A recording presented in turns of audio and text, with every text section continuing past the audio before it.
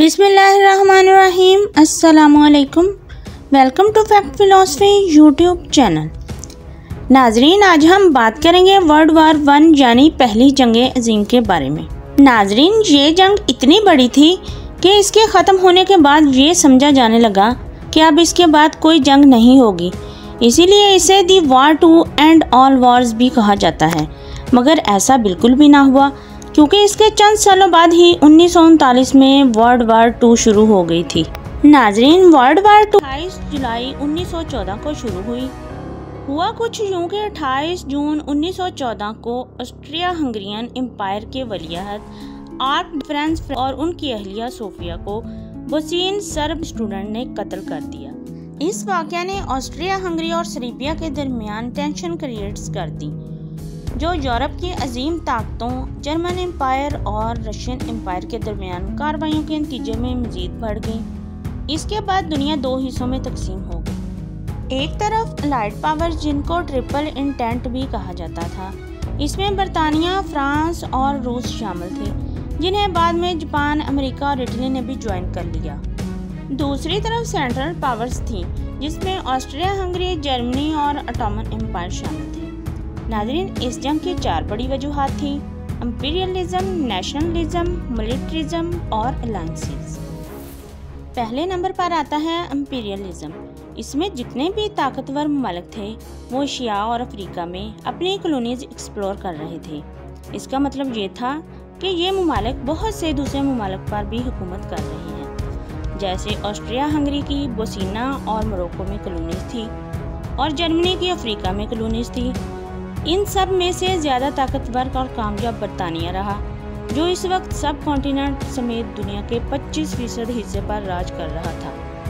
इसी वजह से बरतानिया के पास मेन पावर और रिसोर्सेज बहुत ज़्यादा थे। दूसरे नंबर पर आता है नेशनलिज्म। इसमें यह ख्याल किया जाता था कि जो मुल्क जितनी जंगें जीतेगा वो उतना ही ज़्यादा ताकतवर तस्वर किया जाएगा, और ये कॉन्सेप्ट इन सब जंगों के लिए अहम वजह बनता जा रहा था।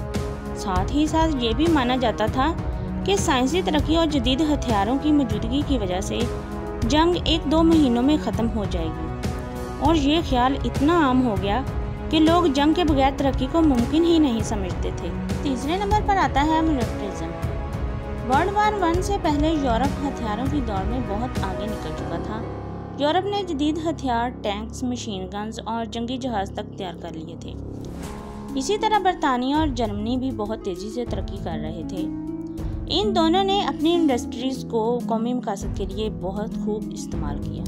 चौथे नंबर पर आता है अलायंसेस। यूरोपियन ममालिक में ताकत का तवाज़ुन मुसलसल बिगड़ रहा था। इसी तवाज़ुन को बरकरार रखने के लिए मुख्तलिफ ममालिक ने अपने जंगी इत्तेहाद कायम करना शुरू कर दिए। इन फौजी इत्तेहादों के साथ साथ बहुत सारे खुफिया मुआहदे भी हुए। इनमें काबिल ज़िक्र जंगी इत्तेहाद ट्रिपल अलायंसेस था, जो 1882 में जर्मनी, ऑस्ट्रिया हंगरी और इटली के दरमियान तय पाया। इसका मतलब ये था कि अगर कोई भी मुल्क इन तीनों में से किसी एक पर हमला करेगा तो तीनों ममालिक इसका दिफा करेंगे। इसी तरह 1907 में फ्रांस, रशिया और बरतानिया के दरमियान भी जंगी इत्तेहाद कायम हो गया, जिसमें इटली ने लड़ाई के वक्त ट्रिपल अलायंसेस का साथ छोड़कर फ्रांस और बरतानिया का साथ देना शुरू कर दिया, क्योंकि इस वक्त ऑस्ट्रिया हंगरी ने इटली के कुछ हिस्से पर कब्जा कर लिया था। नाज़रीन, वर्ल्ड वार 1 से पहले भी इन ममालिक में काफ़ी जंगें हो चुकी थी। जैसे 1871 में जर्मनी और फ्रांस के दरमियान जंग हुई और जर्मनी जंग जीत गया। इसी तरह 1912 से पहले बुल्गारिया, सर्बिया और रोमानिया ऑटोमन एम्पायर का हिस्सा हुआ करते थे, लेकिन 1912 में ये ममालिक ऑस्ट्रिया हंगरी की मदद हासिल करके आज़ाद हो गए। क्रोएशिया और बोस्निया, जो पहले ऑस्ट्रिया हंगरी का हिस्सा थे, वो भी आज़ादी चाहते थे, जबकि रूस, ऑटोमन एम्पायर और ऑस्ट्रिया हंगरी इस इलाके पर कब्जा करना चाहते थे। नाज़रीन, 28 जून 1914 को ऑस्ट्रिया हंगरी के वलीअहद फ्रांस और उनकी अहलिया सोफिया बोस्निया में गए थे, जहां ब्लैक हैंड ऑर्गेनाइजेशन के कुछ नुमाइंदों की मदद से फ्रांस और उनकी अहलिया को कत्ल कर दिया गया। ऑस्ट्रिया हंगरी ने इस कत्ल का जिम्मेदार सर्बिया को ठहरा दिया गया, क्योंकि सर्बिया बोस्निया को एक अलग ताकत बनने में मदद कर रहा था। इसलिए ऑस्ट्रिया हंगरी ने इल्ज़ाम लगाया कि सर्बिया की इंटेलिजेंस फ्रांस के कत्ल में मुलव्वस है। नाजरीन, ऑस्ट्रिया हंगरी ने सर्बिया को अल्टीमेटम दिया कि सर्बिया लड़ाई किए बगैर ही सरेंडर कर दे और सर्बिया को ऑस्ट्रिया हंगरी के कब्जे में दे दिया जाए। और ये सर्बिया के लिए बहुत बड़ी ह्यूमिलिएशन थी। इसीलिए सर्बिया ने सरेंडर करने की बजाय रशिया से मदद मांगी।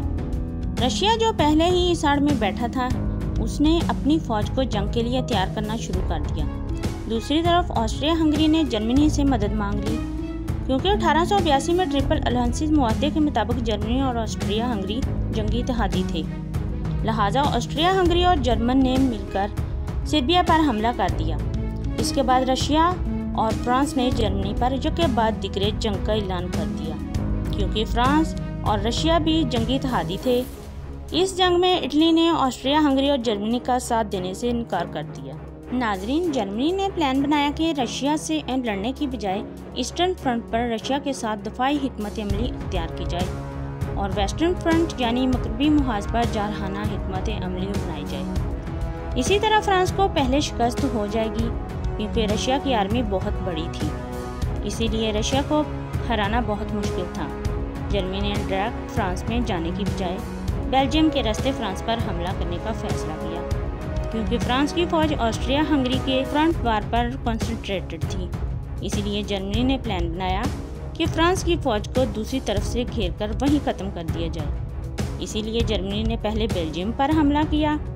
जैसे ही जर्मनी की फौज ने बेल्जियम पर हमला किया, बरतानिया ने जर्मनी से जंग का ऐलान कर दिया, क्योंकि बेल्जियम और बरतानिया भी 1839 से जंगी इत्तेहादी थे। जर्मनी की इस जंगी हिकमत अमली को शर्फन प्लान भी कहा जाता है।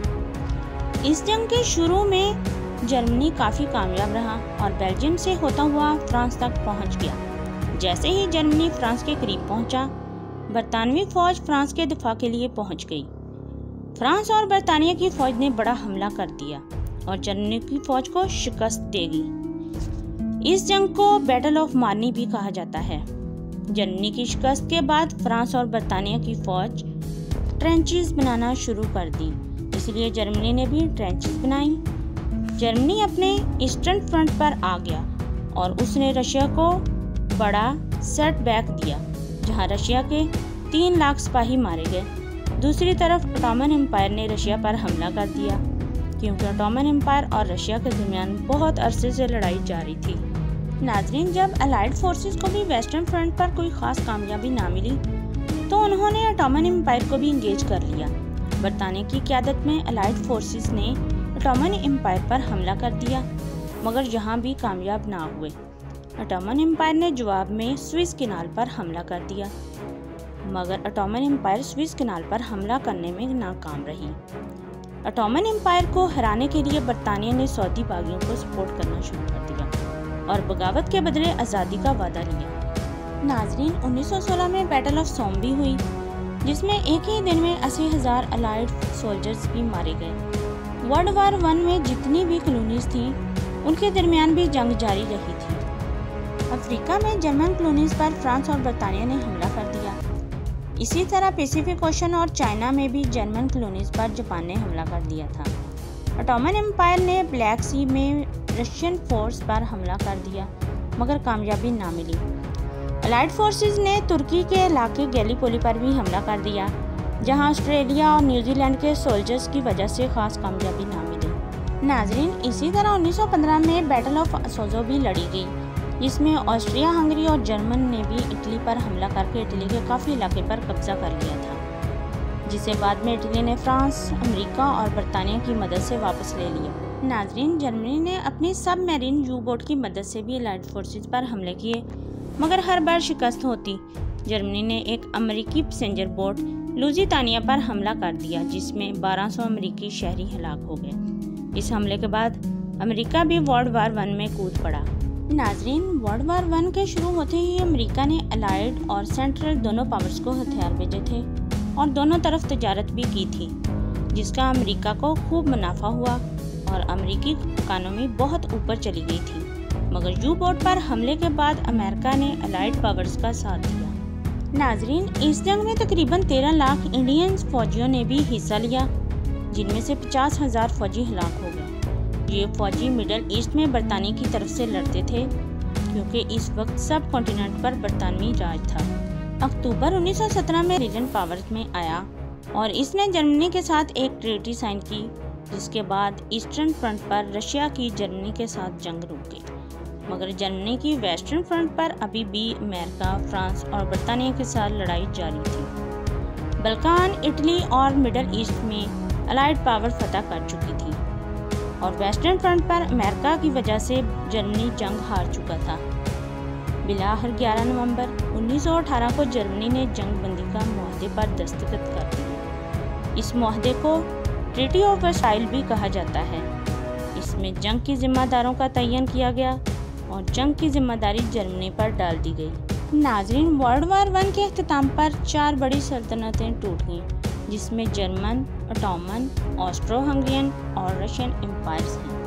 यूं ही वजह है कि वर्ल्ड वार I को ग्रेवयार्ड ऑफ एम्पायर भी कहा जाता है। इस जंग के बाद बहुत से नए ममालिक ने भी जन्म लिया, जिसमें हंगरी, ऑस्ट्रिया, यूगोस्लाविया और फिनलैंड वगैरह शामिल हैं। मिडिल ईस्ट को फ्रांस और बरतानिया ने आपस में बांट लिया। इस जंग में 20 मिलियन के करीब लोग मारे गए, जिनमें 10 मिलियन फौजी और 10 मिलियन के करीब सिविलियंस शामिल थे। नाजरीन, ये जंग इतनी खौफनाक थी कि इसने पूरी दुनिया को हिलाकर रख दिया। बेजा तबाही और हलाकतों के बाद कोई मुश्किल से ही तसव्वुर कर पाता था कि दुनिया में और भी कभी इतनी बड़ी आलमी जंग हो सकती है और इतने बड़े पैमाने पर तबाही फैला सकती है।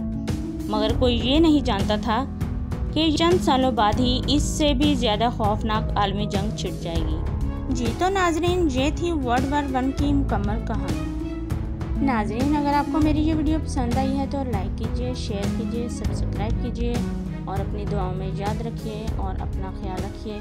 अल्लाह हाफिज़।